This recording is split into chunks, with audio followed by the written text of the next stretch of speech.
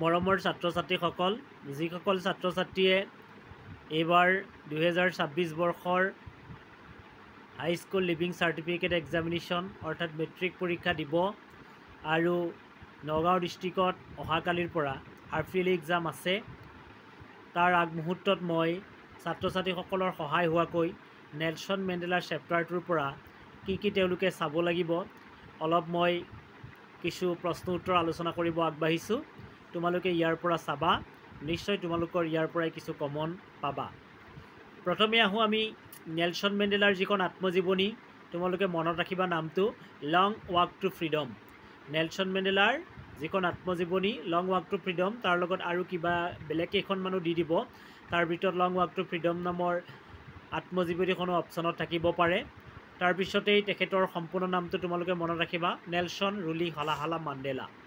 ইয়াৰ পিছত আৰু এটা প্ৰশ্ন আহিব পাৰে, হোৱাট ইজ এপাৰ্থেইড বুলি, মানে বৰ্ণ বৈষম্য কি, এইটো তোমালোকে লিখিব লাগিব। Apartheid is a political system that separates people according to their race. ইয়াৰ পিছতে তোমালোকে চাব লাগিব মেণ্ডেলাই কিমান বছৰ জেলত আছিল। এইটো কেতিয়াবা ট্ৰু এণ্ড ফল্ছ, সঁচা আৰু মিছা লিখাটো আহে, কেতিয়াবা অপশ্যনত আহে 20 বছৰ, 25 বছৰ, 30 বছৰ এনেকৈ থাকে। যিটো 30 বছৰ Mandela spend 30 years in prison, সেইটো শুদ্ধ হয়। তাৰপিছত দক্ষিণ আফ্ৰিকাত প্ৰথম ডেম'ক্ৰেটিক ইলেকশ্যন মানে গণতান্ত্ৰিক ৰাষ্ট্ৰ কেতিয়া গঠন হৈছিল, 1994 চাউথ আফ্ৰিকাত, সেইটো তোমালোকে মনত ৰাখিবা। Finally democratic election were held in South Africa in 1994। Mandela became the first black president of the new nation. এই নতুন ৰাষ্ট্ৰখনৰ নেলছন মেণ্ডেলাই হৈছে প্ৰথমগৰাকী ব্লেক প্ৰেছিডেণ্ট মানে কৃষ্ণাংগ ৰাষ্ট্ৰপতি, এইটো মনত ৰাখিবা।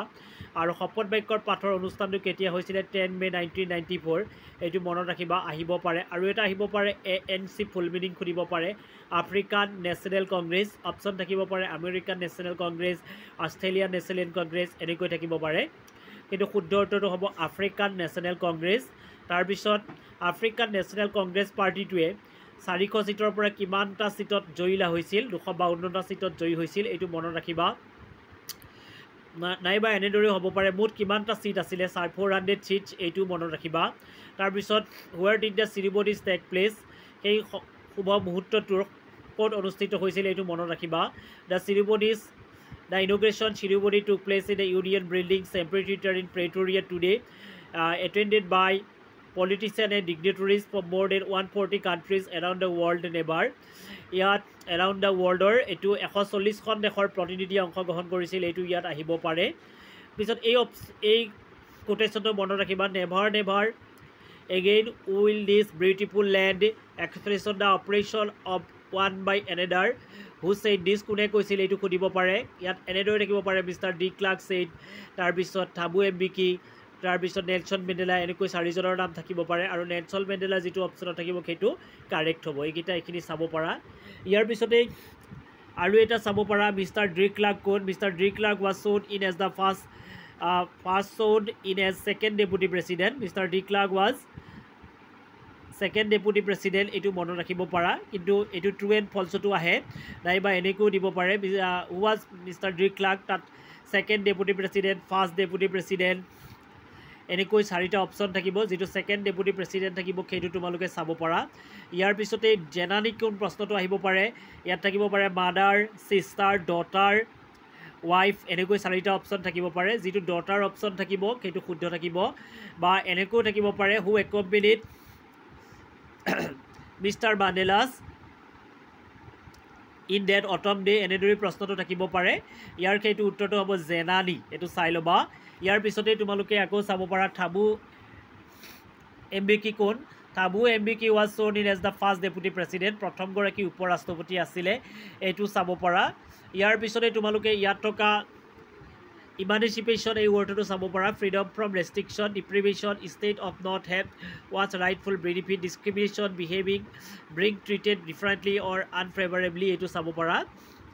ইয়াৰ পিছতেই তোমালোকে MCQৰ বাবে নেলছন মেণ্ডেলাই যেতিয়া দক্ষিণ আফ্ৰিকাত শপত বাক্য পাঠ কৰিছিল তেতিয়া তেওঁলোকৰ চাউথ আফ্ৰিকান ফ্লেগৰ কালাৰ কি আছিল তোমালোকে চাব পাৰা, black, red, green, blue and gold. কিন্তু আমাৰ ইয়াত হোৱাইট নাই, হোৱাইটটো মাজত সোমাই দিব পাৰে, এনেকৈ সোমাই চাব, য'ত হোৱাইট নাথাকিব বা অন্যান্য কালাৰবিলাক নাথাকিব এইকেইটা মনত ৰাখিবা, black, red, green, blue and গ'ল মুঠতে 5টা ৰং আছে এইটো মনত ৰাখিবা আৰু ৰাষ্ট্ৰীয় সংগীত কেইটা গোৱা হৈছিল দুটাকৈ গোৱা হৈছিল আৰু কি আছিলে নিকেছি চিকেলেল আই আফ্ৰিকা আৰু ডাই ষ্টেম কোনে কোনে গাইছিল নিকেছি চিকেলেল আই আফ্ৰিকা গাইছিলে হোৱাইটসকলে আৰু ডাই ষ্টেম গাইছিলে ব্লেকসকলে এইটো মনত ৰাখিবা তাৰপিছতেই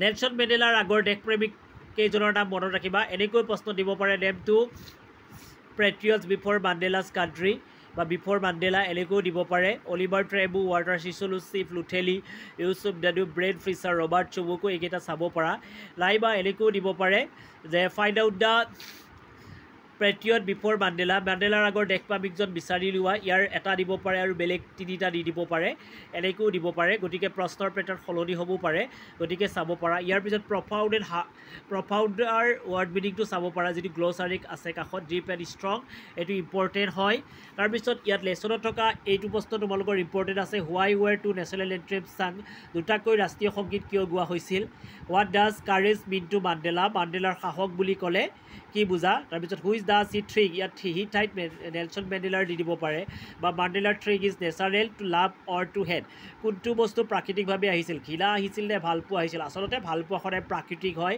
তাৰপিছত in life every man has twin obligation অপশ্যনত থাকিব পাৰে বেলি অব্লিগেশ্যন 3 অব্লিগেশ্যন টুইন অব্লিগেশ্যন যিটো টুইন অব্লিগেশ্যন আছে মানে দুটা কৰ্তব্য সেইটো ইম্পৰ্টেণ্ট হয় সেইটো চাব পাৰা আৰু কি কৰ্তব্য First obligation is to his family, to his parents, to his wife and children, and another obligation is people community. এইটো চাব পাৰা নেক্সট তোমালোকে ইয়াত আৰু চাবলগীয়া প্ৰশ্নৰ ভিতৰত ফ্ৰীডম ফৰ হাংগাৰ স্বাধীনতাৰ ক্ষুধাৰ তাড়নাৰ এইটো চাব পাৰা এইটো এটা ইম্পৰ্টেণ্ট কুৱেশ্যন হয় তাৰপিছতেই চাবলগীয়া প্ৰশ্নৰ ভিতৰত আৰু এটা আছে যে ইয়াত what twin obligation does Mandela mention মাণ্ডেলাই কোন দুটা কৰ্তব্যৰ কথা কৈছে এই দুটো চাব পাৰা ডাজ মেণ্ডেলাই think the oppressor is free why not এনেকৈ থাকিব পাৰে শোষিতসকলে কেনেদৰে শোষণ কৰিছে মেণ্ডেলাৰ বিষয়ে ইয়াত তোমালোকে এই কুৱেশ্যনকেইটা চাব পাৰা এইটোত how does Mandela's hunger for freedom change his life ক্ষুধাৰ তাড়নাই স্বাধীনতাৰ কেনেদৰে পৰিৱৰ্তন কৰে মাণ্ডেলাৰ জীৱনত সেই বিষয়ে লিখিব পাৰে এই কুৱেশ্যনটো ইম্পৰ্টেণ্ট হয় এইখিনি তোমালোকে চাব পাৰা এইখিনিৰ ওপৰত চালেই মাণ্ডেলাৰ MCQ পাবা আৰু যি 2 মাৰ্কছৰ কুৱেশ্যন আহিব সেইখিনিও কমপ্লিট কৰিব পাৰিবা মই ভাবোঁ এইখিনিয়ে তোমালোকক বহুতো হেল্প কৰিব ইয়াৰ পিছত মই পুনৰ ক্ৰুক নামৰ পাঠটোৰ ভিডিঅ' লৈ আহিম ধন্যবাদ যে আৰু যিসকলে মোৰ চেনেলটো নতুনকৈ আহিব তেওঁলোকে মোৰ চেনেলটো ছাবস্ক্ৰাইব কৰি দিবা আৰু মই প্ৰতিদিনে ক্লাছ 10ৰ ভিডিঅ' আগবঢ়াওঁ গতিকে ছাত্ৰ ছাত্ৰীসকলৰ সহায় হোৱাকৈ প্ৰত্যেক দিনাই মই ভিডিঅ' লৈ আহিম যাতে সকলো ছাত্ৰ ছাত্ৰীয়ে ইংলিছত যিবোৰ ডাউট থাকে সকলো ডাউট মই ক্লিয়াৰ কৰি দিম গতিকে থেংক ইউ সকলোলৈকে